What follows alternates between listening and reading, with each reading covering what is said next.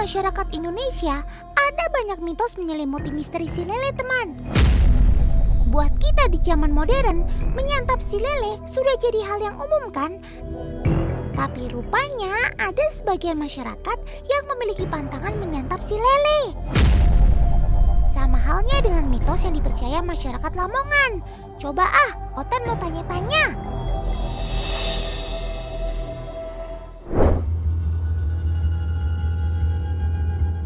Pernah sih dipesan sama orang tua, jangan sekali-kali makan ikan lele gitu aja sih. Takutnya kenapa? Belang-belang gitu. Memang ada salah satu desa itu nggak boleh makan lele. Katanya sejarahnya itu pedanyangannya itu lele, sakit, gatal atau gimana sakit-sakit. Desanya di Desa Latek, Kecamatan Sekaran, Kabupaten Lamongan. Nah, siapa nih yang pernah dengar tentang mitos orang Lamongan gak boleh makan lele? Bagi sebagian besar masyarakat Lamongan, mereka mempercayai bahwa lele merupakan hewan sakral dan tidak boleh memakannya. Bahkan bila ada yang tidak sengaja menangkap dan memakannya, maka hal-hal yang tidak diinginkan bisa saja menimpa orang tersebut.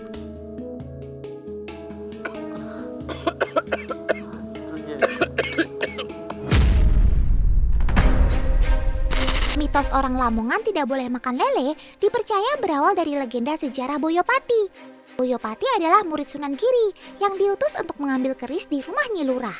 Rupanya niat mengambil keris itu tidak mendapat sambutan baik. Akhirnya dengan kesaktiannya, Boyopati pun mengambil keris secara diam-diam. Mengetahui keris itu berhasil direbut, Nyi Lurah pun memerintahkan anak buahnya untuk mengejar Boyopati. Mereka rupanya kehilangan jejak Boyopati yang bersembunyi di kolam lele. Setelah berhasil selamat dari kejaran musuh, Boyopati bersumpah bahwa dia dan keturunannya tidak akan memakan lele yang telah menyelamatkannya.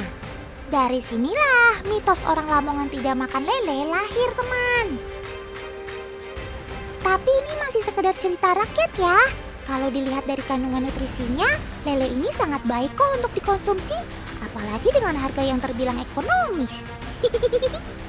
Makanya banyak orang jadi membudidaya si lele kayak gini.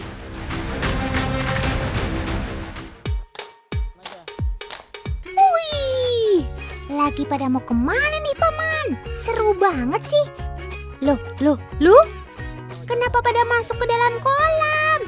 Sebenarnya paman-paman ini pada mau ngapain sih? Otan jadi penasaran deh.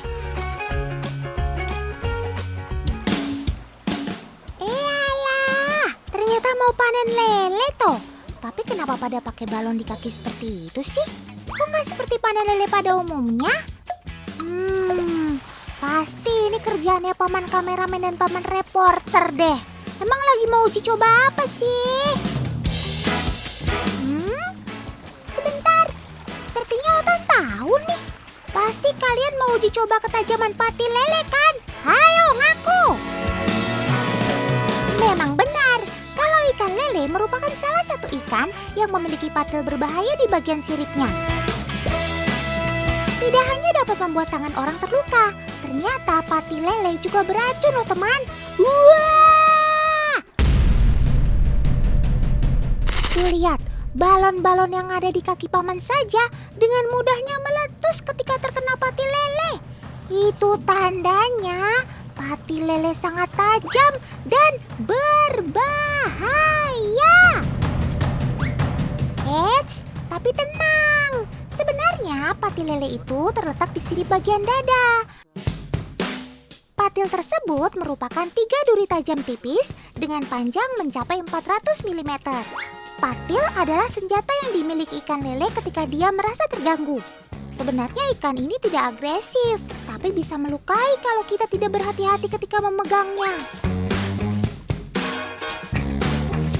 Pati lele mengandung racun yang disebut krinotoksin yang berbahaya bagi manusia. Dalam jumlah kecil, racun ini akan langsung menyebabkan nyeri dan bengkak pada area kulit yang terkena patil. Jika toksin masuk dengan jumlah yang banyak, besar kemungkinan akan muncul gejala alergi berat, seperti tekanan darah menurun drastis, lemas, bahkan kehilangan kesadaran. Wah, sebaiknya mulai sekarang kalian Kalian harus berhati-hati dengan sobat otan ini ya teman. Wih, paman bawa apa tuh? Hah? Ayam bakar? Jangan-jangan paman mau kasih makan apa? Lele. Otan baru tahu kalau Lele suka sama ayam bakar. Walah, ternyata ayam bakar ini merupakan menu tambahan yang dipercaya dapat membuat pertumbuhan lele menjadi lebih cepat tuh. Tapi ayam yang digunakan harus segar ya, tidak boleh ayam tiren. Karena ayam tiren atau bangkai dapat menimbulkan berbagai penyakit pada lele dan bahkan kematian. Sisa makanan dari ayam tiren dapat menyebabkan air kolam kotor dan berbau tidak sedap. Pemberian ayam bakar ini juga tidak dilakukan setiap hari ya, hanya waktu-waktu tertentu saja tuh. Dan kenapa harus dibakar? Supaya ikan lelenya makin lahap makannya. Ikan lele punya penciuman yang tajam, sehingga untuk merangsang nafsu makannya dibutuhkan sesuatu yang beraroma kuat. Salah satunya ayam bakar ini. Wah, gak sampai 15 menit, satu ekor ayam bakar dengan berat 1,5 kilo habis dilalapnya. Kalau kayak gini caranya, Otan gak kebagian ayam bakar deh. Uniknya, ada satu lagi nih mitos tentang lele yang berkaitan dengan ibu hamil. Masyarakat Jawa ada yang mempercayai kalau memakan lele pada usia kandungan sudah 7 bulan dapat memperlancar proses kelahiran. Mungkin karena si lele bertubuh licin. Jadi timbul kepercayaan dia dapat melicinkan si bayi terlahir dengan mudah. Tapi kalau soal menguatkan janin atau kandungan, Otan sih yakin itu bukan mitos ya. Memang sudah terbukti kok kalau daging lele baik buat tubuh. Karena kandungan proteinnya lebih tinggi daripada daging sapi atau ayam. Keren maks kamu sob, keren maksimal. Nah, ngomong-ngomong soal hewan licin yang berlendir, Otan jadi keinget mitosnya si belut.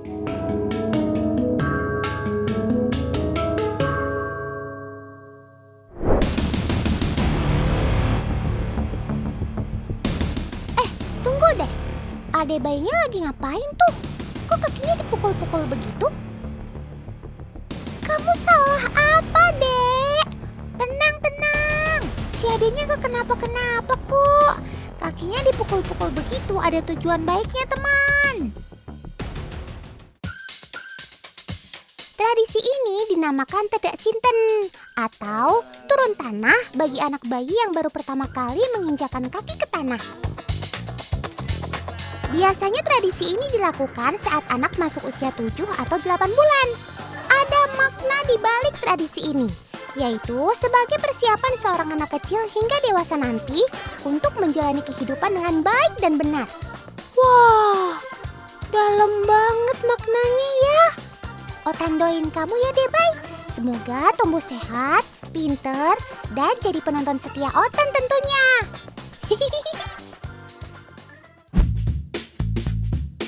Terus kenapa kakinya dipukul-pukul pakai sobat Otan yang terkenal licin ini ya? Teman di rumah ada yang tahu kenapa? Ternyata beberapa masyarakat Jawa percaya dengan memukulkan belut ke bagian kaki anak bayi akan membuat si anak jadi cepat jalan. Diibaratkan anak ini nantinya akan berjalan dengan cepat, lincah seperti belut. Teman di rumah ada yang pernah ngalamin hal yang sama dengan adik bayi kecil ini nggak?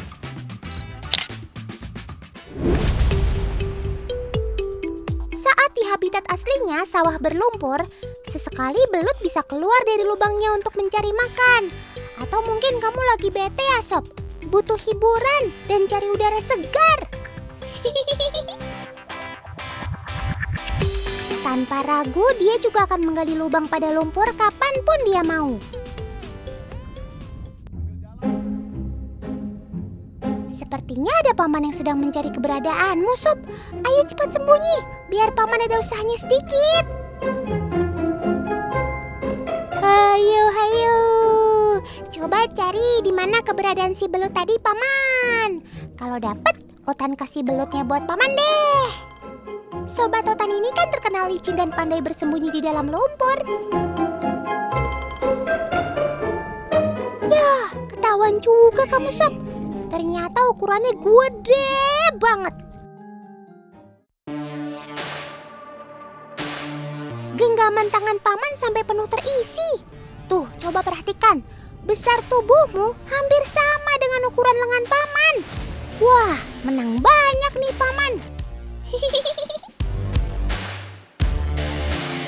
Sepandai-pandainya kamu sembunyi, kalau ahli pencari belut sudah turun gunung, pasti akan ketahuan juga.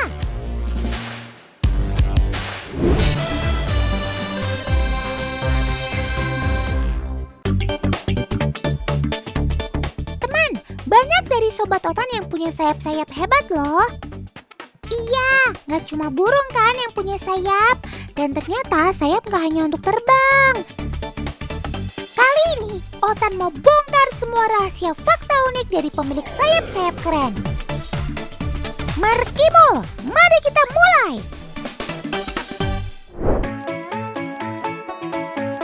Yang namanya sayap burung biasanya selalu untuk terbang sih. Tapi uniknya, Sobat Otan si burung heron hitam ini justru memanfaatkan sayapnya untuk berburu. Kita lihat ya, mainkan Om Editor.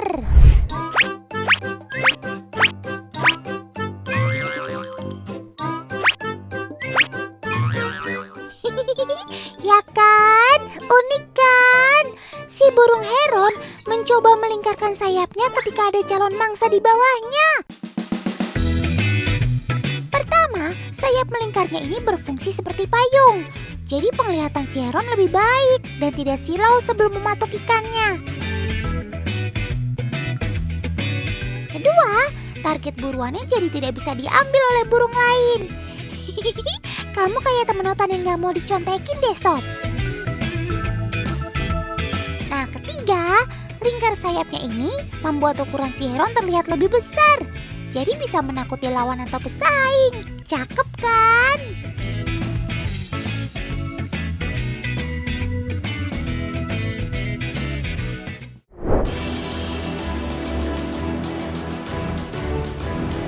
Teman di rumah pasti nggak mengira kalau rekor kepakan sayap terkuat dipegang oleh si burung kecil ini. Dia bernama burung godwit ekor belang teman. Penelitian 2020 lalu membuktikan kalau kawanan burung godwit ini berhasil menempuh jarak terbang non-stop sejauh 12.000 km.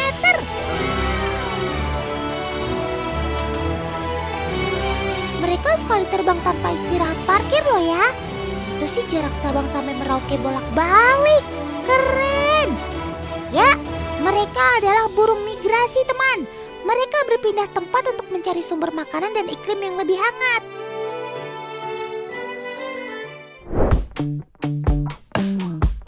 Nah, kalau pemilik rekor kepakan sayap tercepat, Otan nobatkan pada si burung madu kolibri. Nah, teman di rumah perhatikan deh cara terbang kolibri saat makan. Keren ya, bisa diam di tempat gitu, mirip kayak helikopter.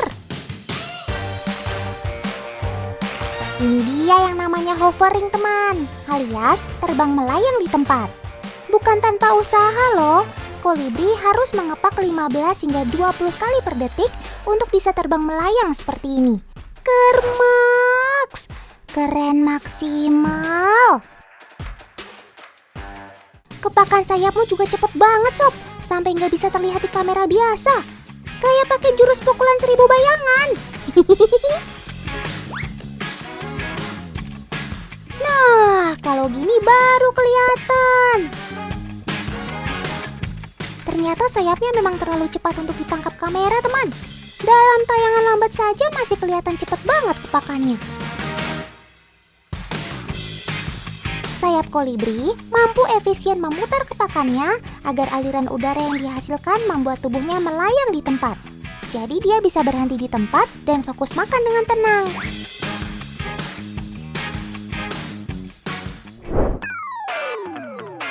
Coba Otan punya sayap ya, pasti lebih keren. Eits, nggak semua hewan bersayap lalu bisa terbang ya teman. Sebut saja burung penguin, burung merak, burung unta, semua memiliki sayap namun untuk keperluan selain terbang. Penguin justru menggunakan sayap layaknya sirip pada ikan. Jadi kalau berenang, dia justru gesit banget. Sementara merak menggunakan sayap dan bulu indahnya untuk memikat pasangan. Merak tidak bisa terbang jauh karena proses evolusi. Tapi saat dibutuhkan, dia bisa mengempak terbang sesaat untuk kabur dari bahaya. Sedangkan burung unta menggunakan sayap untuk banyak tujuan. Pertama, untuk membesarkan diri ketika bertemu hewan yang lebih besar. Kedua, untuk jadi kemudi layaknya kapal saat menggunakan layar. Jadi saat berlari, sayapnya ini untuk menentukan arah dan bermanuver. Teman di rumah udah tahu belum? Kalau nggak semua jenis merpati bisa terbang tinggi. Malah ada jenis merpati yang lebih jago untuk salto dan berguling di tanah. Ini dia merpati hias jenis parlor tumbler, atau ada juga yang menyebutnya ground tumbler. Ciri khas dari sobat totan ini adalah kemampuan lompatnya ke udara. Ia mampu melakukan gerakan salto ke belakang dan kedua kakinya hinggap kembali ke tempat semula. Cakep! Saat akan melakukan gerakan akrobatiknya, sobat totan ini akan awali dengan sebuah ancang-ancang terlebih dahulu. Lalu, ia kepakan sayapnya untuk mendorong tubuhnya ke atas dan ia gerakan ekornya yang menekuk. Iya, ia berhasil salto, saudara-saudara. Keren maksimal kamu, Sob.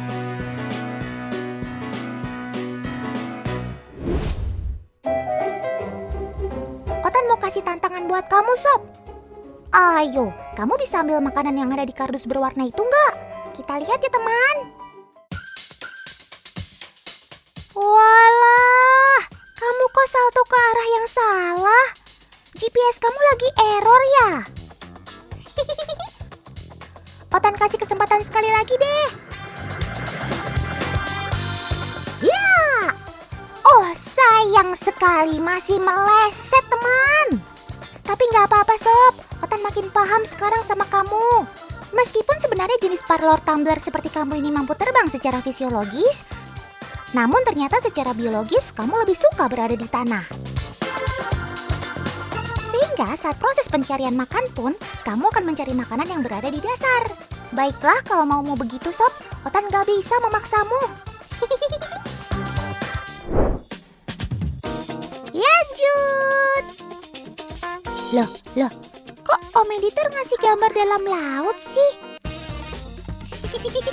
Om Editor gak salah kok, teman. Nih, Otan tunjukin sobat Otan yang punya sayap walaupun dia ikan. Dia si ikan terbang. Teman, meski namanya ikan terbang, tapi ia tidak terbang beneran loh, melainkan hanya melayang saja.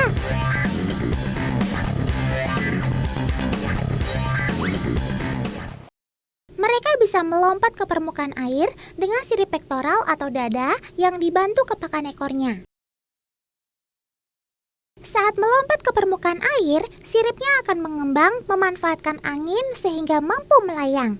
Kemampuan melayangnya bisa sejauh 200 meter loh, dengan kecepatan 30 hingga 50 km per jam.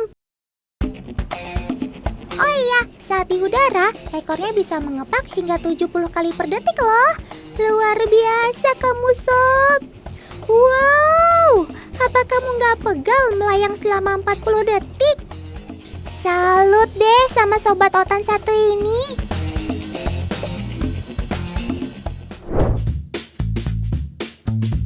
Nah, satu lagi, si penerbang yang luar biasa, namun pasti ngeselin bunda di rumah, ya kan? Ngaku. Si lalat memang menjengkelkan, teman, karena dia adalah pembawa kuman dan penyakit. Namun, dia sulit ditaklukkan karena kemampuan sayapnya yang luar biasa. Suara dengungan seperti ini bisa dihasilkan karena kepakan sayapnya yang cepat. Ya, sayap lalat mampu mengepak 200 hingga 400 kali per detik. Wush! Tapi Tapi yang lebih menakjubkan lagi, rupanya sayap si lalat juga memiliki penawar racun. Pernah dengar mitos kalau lalat hinggap di minuman, sebaiknya sekalian dicelupkan seluruh tubuhnya? Rupanya sudah ada penelitian yang membuktikannya, teman. Air yang kemasukan sebelah sayap si lalat setelah dilihat dengan mikroskop, rupanya terdapat bakteri E. coli yang bisa membuat gangguan pencernaan. Namun ketika si lalat dicelupkan seluruhnya dari mikroskop, terlihat pertumbuhan bakteri E. coli-nya terhambat. Rupanya juga ada mikroorganisme bernama Actinomyces yang bersifat antibakteri dan anti jamur. Wih, Otan gak nyangka loh.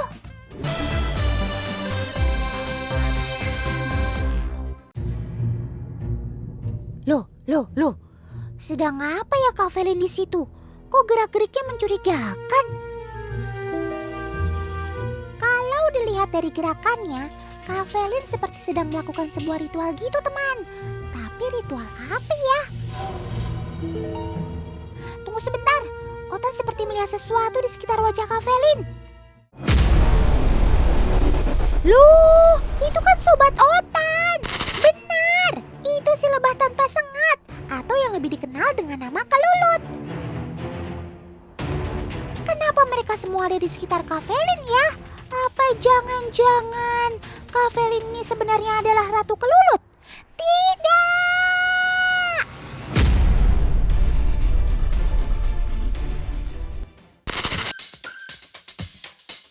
Alah, ternyata itu sarang kelulut toh.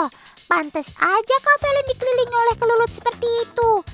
Kelulut kan punya kebiasaan unik yang hanya tahu satu jalan pulang. Sehingga kalau jalan pulangnya tertutup atau terhalang sesuatu, dia akan sabar menunggu sampai jalan pulangnya terbuka. Ketika Kak Felin menghalangi jalan pulangnya, kawanan kelulut hanya menunggu Kak Felin untuk pergi dari sana. Setelah jalan pulang terbuka, mereka langsung masuk ke dalam sarang untuk menaruh makanannya. Dalam sehari, ia mampu bolak-balik sarang untuk menaruh nektar hingga belasan sampai puluhan kali. Tapi setiap koloni ternyata saling berebut makanan loh teman.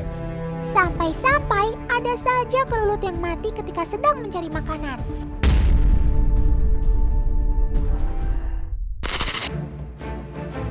Tidak hanya itu, ketika mereka sudah berhasil mendapatkan nektar, ada juga pemangsa yang menaruh jebakan tepat di depan pintu masuk sarang mereka. Salah satu pemangsanya adalah laba-laba ini teman. Lihat saja, banyak sekali kelulut yang terjebak di jaring laba-laba tersebut. Ada yang berhasil lepas dari jeratan jaring laba-laba dan ada juga kelulut yang mati karena kehabisan tenaga. Begitu hebat perjuanganmu Sob, Otan bangga sama kamu. Semoga kisahmu ini dapat menginspirasi banyak orang ya.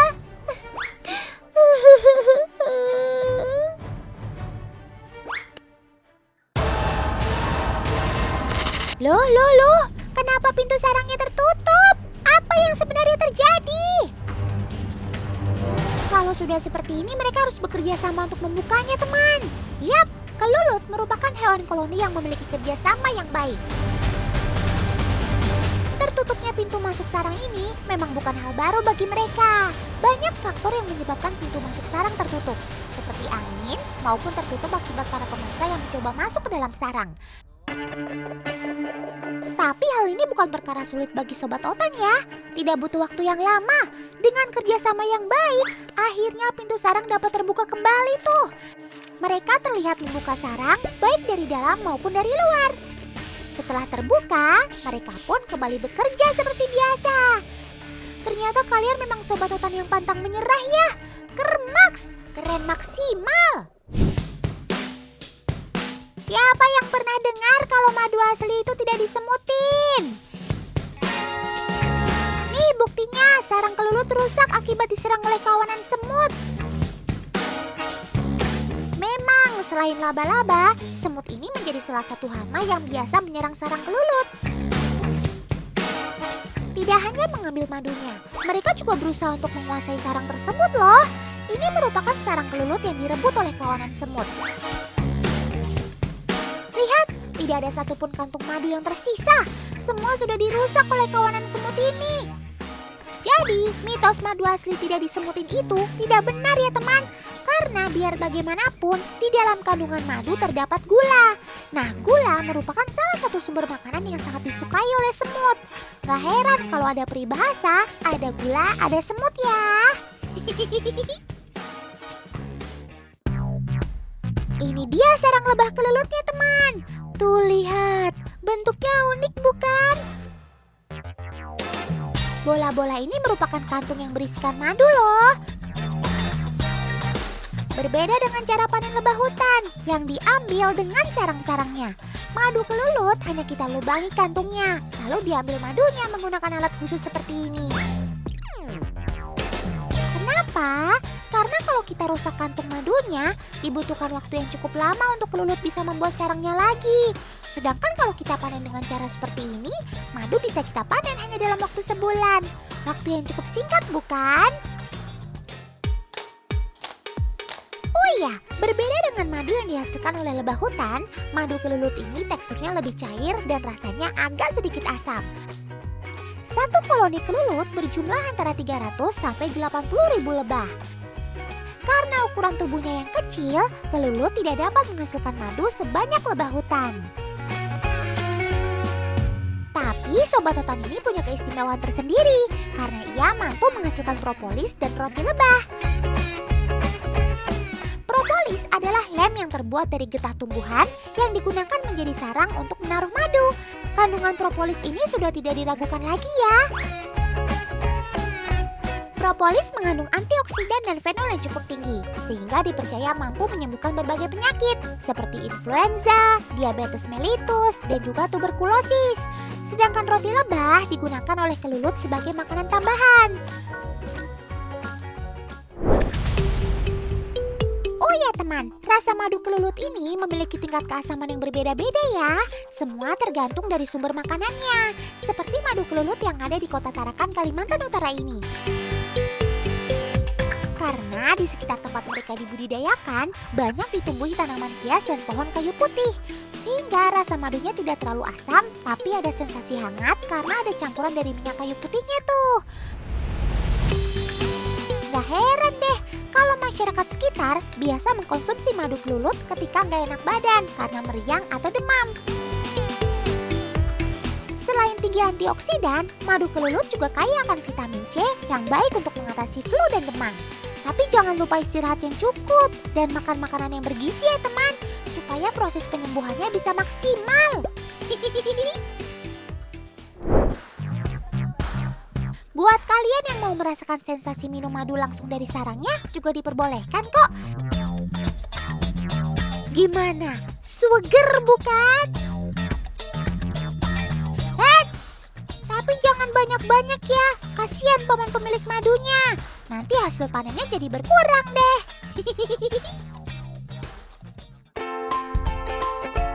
Hei, kamu nih ngapain? Jangan sampai merusak sarang kelelut ya kak. Walah, ternyata kamu nih cuma mau membuktikan pada teman-teman di rumah toh kalau lebah kelelut sama sekali tidak menyengat. Lihat saja, ketika tangan kamu menyentuhnya, mereka terlihat tenang tanpa melakukan pergerakan apapun. Kalian tahu aja sob, kalau kamu itu manis, sampai-sampai nggak mau berpaling ke yang lain gitu.